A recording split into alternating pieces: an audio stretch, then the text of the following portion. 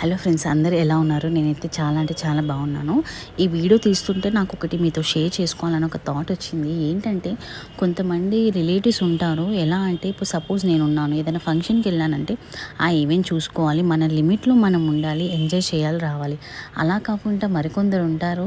ఎలా అంటే అక్కడ వచ్చేస్తారు, వాళ్ళది అక్కడ మెయిన్ కాకపోయినా మెయిన్ ఉన్న వాళ్ళని పక్కకు నెట్టేసి మేమే మెయిన్ చెప్పిందే ఇక్కడ జరగాలి అనే సీన్ క్రియేట్ చేస్తారు.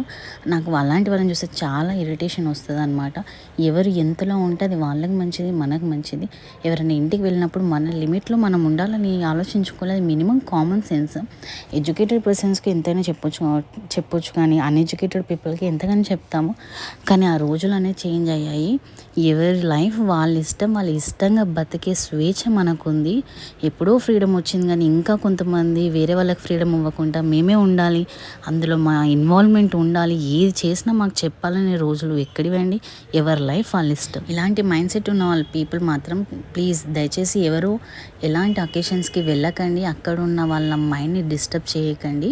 సో మీరు అలా ఉండలేరు కాబట్టి మీరు వెళ్ళకుండా ఉండడం బెటర్ అని నాకు అనిపిస్తుంది.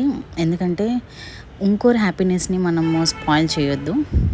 సైలెంట్గా ఉన్నంత మాత్రం ఎవరు ఏదంటే పడుతున్నామని మీనింగ్ కాదు. మన మైండ్లో ఎన్నో థాట్స్ రన్ అవుతున్నాయి. రోడ్డు మీద వెళ్ళే కుక్క కూడా మరుగుతుంది, అంతేగాని దానికి మనం సమాధానం చెప్తూ కూర్చోం కదా.